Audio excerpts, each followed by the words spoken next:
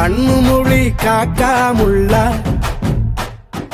குருவ ரெண்டும் குருவ நெல்லா நீராந்த போல தினராத்திரி வேளை என் சொப்பனம் மாற வந்து வெளிச்சம் தார தலகாலே புரியலையே பாச தெரியலையே மனசு ரக்க முளைச்சு பறக்குது யாத்தே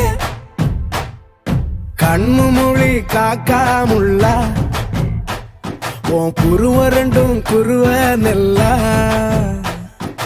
I love to walk on the beach.